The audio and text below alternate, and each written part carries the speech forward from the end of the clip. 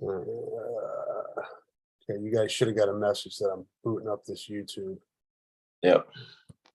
We're not live yet, but we will be momentarily. All right, we are live. Let's go. Link is there. Boom. Now we're going to hit record. People are watching how the sausage is made right now. All right.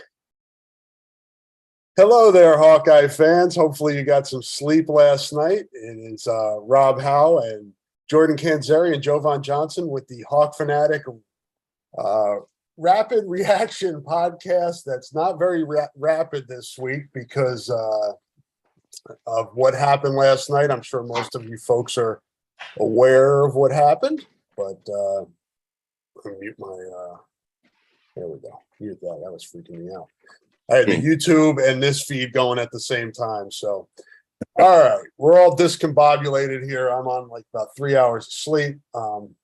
Coffee's not working as well as I wanted it to. All right, guys. First thing I wanted to ask is, have you guys ever experienced anything like that with delays, high school, college, pro, anything where, I mean, Jovan, you were up in the wild Canada stuff. You had to have experienced some weather. I've never had the opportunity to play in anything like that, where it was delay after delay after delay. You typically, they got a good beat on, how the weather's going to come through. So, I mean, I've been a part of a delay where it was, just that the 30-minute delay or whatever, maybe an hour, but never to the extent that they had last night. Jordan, that had to be tough on the guys, man, to come out. I mean, there was they ran one play and had to go back in. Yeah. Oh, yeah. That's tough to be able to that long have to stay fresh, stay loose. I've never done anything close to that. No delays or anything, but the one thing it reminded me of, at least just like thinking about the like unorthodox type of things that can happen. It was like, I think our 14 season, we played in the coldest game recorded in Kinnick and the hottest game ever recorded in Kinnick. So that was interesting at least, but yeah, nothing to the extent of a 7-hour total gameplay. Yeah. Welcome to Iowa. Where if you wait 5 minutes, the weather will certainly change. Before I dive into ask specifics, I know you guys didn't get through the entire game, but from what you did see, we'll start with you, Jay. What were kind of your takeaways of last night? What stood out to you in that game? So, I'm sorry, you're both Jay. Joe, yeah. My bad. I mean, for me, I thought offensively they really started to show the Hawkeye style of football. The quarterback gets a couple of his targets back, gets the running backs back. They started to look like the Hawkeyes that we all know. They were able to run the ball effectively. The young kid is amazing at running back. So, they ran the ball effectively. They threw the ball fairly well. I mean, I still thought Petrus left a couple balls that probably should have been touchdowns, of missed throws. But other than that, I mean, offensively, they played extremely well, given the fact that they haven't scored more than 14 points in the first couple of weeks of the season. And then defense does what the defense does. I mean, they played, you pitch a shutout on defenses. You could beat anybody when you pitch a shutout on defense, no matter what happens on offense. So, they made some plays in the secondary again. Front seven always plays well, stopping the run. So, they put all three phases together. And when you put all three phases together, typically you win. Jordan? Oh, yeah. Couldn't agree more with that. And just going off that a little bit too, Johnson, young guy, freshman, he played great.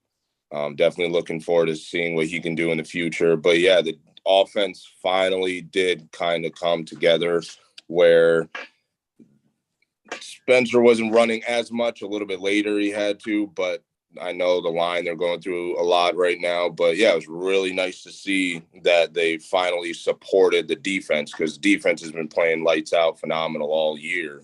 And it's hard if the offense isn't really firing back with you. But this past game, I mean, they did what they needed to do, did a great job early on, and was definitely exciting to see.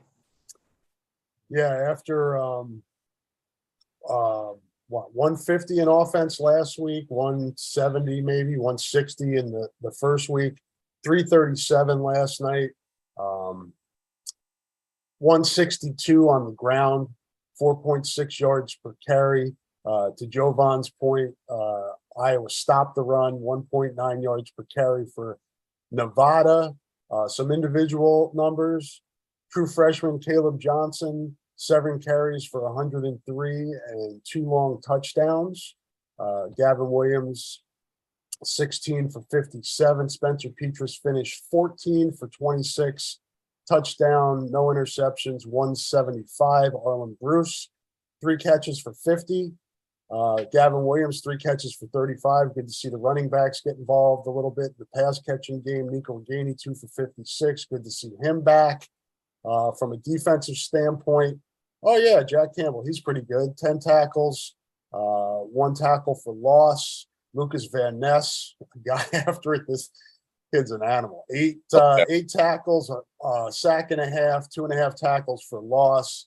Really nice game again for Cooper DeJean. I think that kid's starting to break out a little bit. So some good signs last night as Iowa closes out its non-conference season at Rutgers. They're coming your way next week, boys. They're coming your way. So conference kicks off next week at 6. One thing I wanted to ask you guys is what I thought was really productive last night from the offense, and I'd like to get your opinion of this or your view of this from the offensive side, Jordan, and yours from when you prepare for Iowa defensively, Jovan. Last night, they quadrupled what they were able to get on film, they being the Hawkeyes. You saw deep passes for the first time this year. You saw, maybe 7 or 8 different pass catchers. Brody Brett comes in. They're throwing deep to him. Keegan Johnson's back. Nico Reganey's back. There's a lot on film now for teams to prepare for. How much does that help going into the rest of the season? Start with you, Jordan. Oh, helps out a lot. The fact that now we had some of our weapons come back, Nico Reganey, Keegan Johnson. I know we were talking earlier that Johnson, he's still battling that hammy issue, but, just to be able to see them back on the field is really good. And then just the amount of running backs that we had as well touch the football, it makes it hard as a defense to be able to prepare for certain individuals because you don't know what they're going to try next. And as you mentioned as well, it's great to see them opening up the playbook a little bit. I would say there's the one issue or kind of setback, and Jovan talked about it, was there was a couple balls that were missed that could have been touchdowns. And that's tough where you're throwing it deep to guys that you have rarely thrown to all year.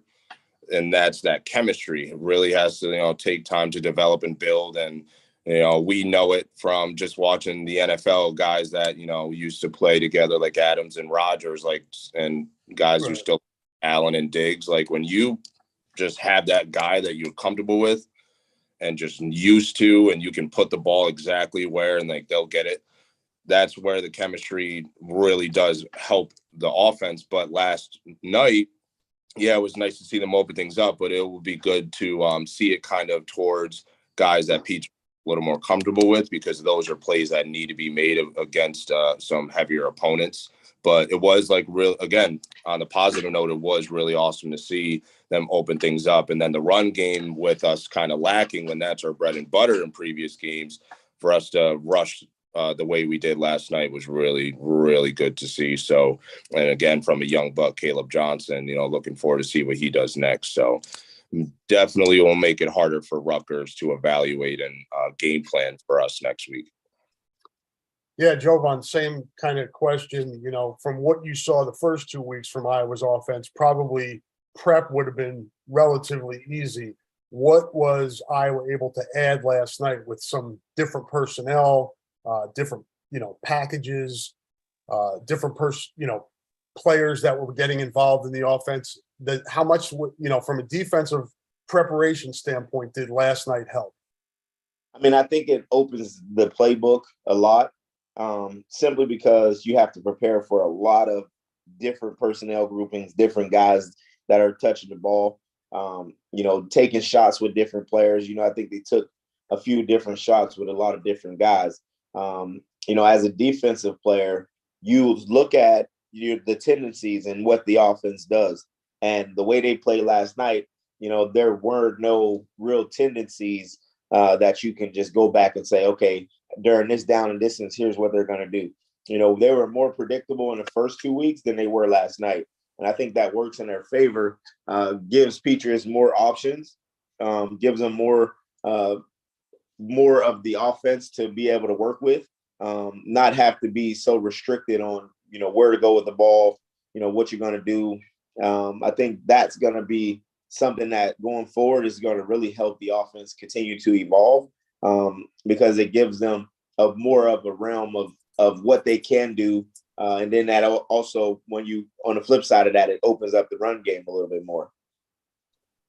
Jovan, what, Petras is kind of the guy in the crosshairs, and it was ugly this past week here in Iowa City. It's not been good for him, and I feel for the guy because I know he works his ass off. But what are you seeing that maybe, I know you're not a quarterback whisperer, but what are you seeing where he can be better? I mean, accuracy, I don't know how much that can improve, but how can he help himself be more consistent? Yeah, I mean, as a quarterback, you go through all these drills all the time throughout the week, and, just working on your mechanics and all of those things. For him, it's just making the throws when they're there for you, not making overthrows. I think, last night he probably missed about 2 or 3 touchdowns. The one on the deep corner of the end zone, he overthrew to the outside when he could have just threw it straight over the top and made that a much easier throw than it was. It was just sometimes he's off on his targets. His accuracy is off a little bit, but I mean, I don't know what that really relates to. Part of me being a football guy would have to say it's probably mechanical, something along those lines, but I really can't say because I'm not a quarterback whisperer. Like you said, I really don't know. Jordan, he's told us this week that it's footwork. Are you seeing that? Well, the one thing that I did see earlier on, and the announcers touched on it as well, was the fact that they were kind of moving him out of the pocket a little bit more instead of just down after down after down after down, letting him sit in the pocket, because we know that our line has been leaky a little bit and letting, some unwanted pressure. So that can definitely get in your head as a quarterback. But I would say, yeah, first week, Petras, there were some passes, even just like simple outs that I was, stunned a little bit to see him miss, because seeing him in practice, coach talks about him in practice, he puts the ball on the money. So, it's different things of just getting settled and relaxed. But last night, with them having him out of the pocket a little bit more and then opening things up a little bit, you could see he was definitely more comfortable because he was spreading the wealth. How many guys were able to touch the ball in different areas and different positions. And then again, having the chances of plays that were so close to being completed, and should have been, but the downfield threats from different players as well, which will definitely keep defenses on their toes, because it's a good thing. I'm sure a lot of us earlier on in the season were going to think that Spencer was just going to be heavy on Laporta, but that's what you need to be able to do to, again, keep the defense on their toes, and spread the wealth and make sure that, you can't really, as Jovan said, like, expect the typical type of tendencies of what these scenarios the team most likely will do, or like a player they'll most likely try to throw the ball to, or anything like that. So I would say I do think he's getting a little more comfortable. Still some balls that I agree that should have been able to be made, but I'm not a quarterback. and I never even got a chance at a halfback pass because they gave me one try to throw and didn't end up very well. So, again, it's easier said than done for sure. But I was happy to see Spencer make some of those passes that I know he can. So let's talk about your area expertise. We mentioned him earlier, Caleb Johnson. What are you seeing there? Explosive, and the one thing is just the no hesitation. As a running back, especially, you just cannot hesitate. You don't want to, think too often of the one thing that I would say talking about hesitation was Gavin Williams. He is a great runner. But last night, I do think coming back from injury, he was a little hesitant in the hole a little bit and coming up and making some plays when you just got to go. And, guys like we've seen in recent years who I played with, Akram Wadley, who can make anybody miss in a phone booth. It's like sometimes you just got to play to your set and just hit. So I do think Gavin will get back to his original tendencies now that he's comfortable again playing back. But yeah, Caleb, I'm real excited. Real excited to see what he does because he just has the speed, has the strength, has the size as a freshman, and wasn't hesitating and just was hitting the hole hard and had the speed to get around the edge. So he's definitely someone to look forward to. Jovan, conversely, another young guy on the defensive side of the ball that I mentioned earlier who's playing well, Cooper DeJean, another interception last night, really showed some dexterity and being able to pick that ball up and get his foot down. And then that set up one of the touchdowns. So it was complimentary football last night that we're used to seeing when things go well around here. What are you seeing with this kid? I mean, it's only his second year on campus and he looks pretty seasoned already. He's a freak of nature. The kid's built well. He's fast, he's twitchy. He has incredible instincts. And the fact that he's very versatile is what makes him very valuable to the defense. You can move him inside, you can move him outside, put him at safety. You could do so many different things with the kid like that. But the play that he made on the interception, what a play that was. I mean, to know and have the awareness of where you are on the field and be able to get both feet down and complete the catch before going out of bounds, like that's a phenomenal play. I don't think in none of my career interceptions I've ever had one, as creative and as phenomenal as that. But he's one of those guys that, you love to have him in your locker room on your team. He could just do so much, and that makes the defense that much better with him on the field.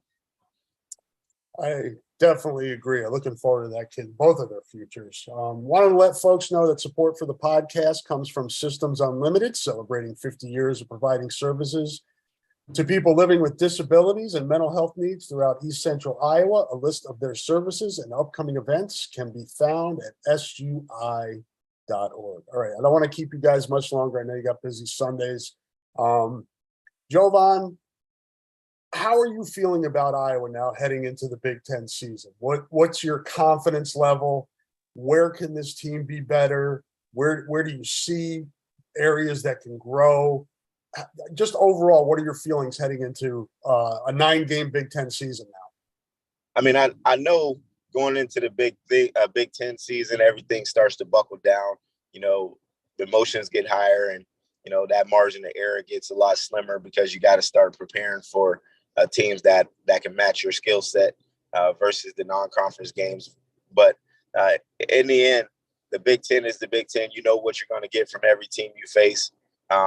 Defensively, just continue to go out and do what they've been doing, getting after it up front with stopping the run, creating takeaways on the back end.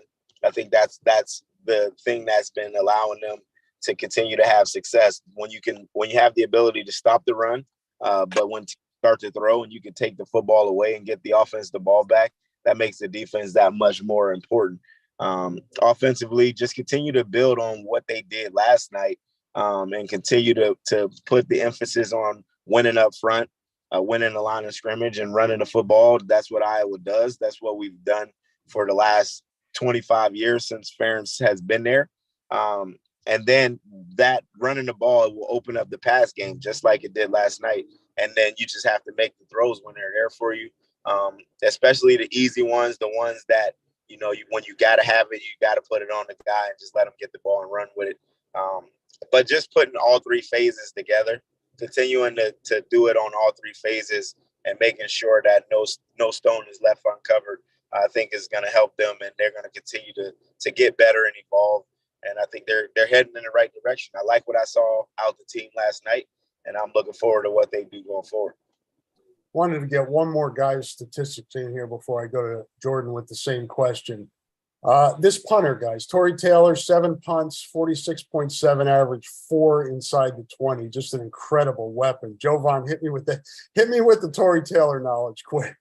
I mean, Tory Taylor is the most valuable weapon there is in football. I mean, when you can kick the ball, you can pin guys inside the 20. I mean, that is a phenomenal feat. I mean, he has the ability to do so many creative things with the ball when he's kicking it. I mean, it just makes it that much easier for, the defense to back teams up or, whatever the case may be. He's one of those special talents that you have on your side, and it's a blessing to have a guy like him on our football team. Jordan, Tory Taylor, thoughts, and then kind of where you are heading into the Big Ten season with this squad. I just hope Phil Parker is feeding my man some nice steak dinners at games. That is phenomenal to just continually place the ball down where he does, and special teams are guys going out covering, getting it right before the end zone, locking them down there. Great for the defense, obviously helps the offense too with time to breathe and time to, recoup. So great kid. So that can't go wrong with having a guy like that on your team.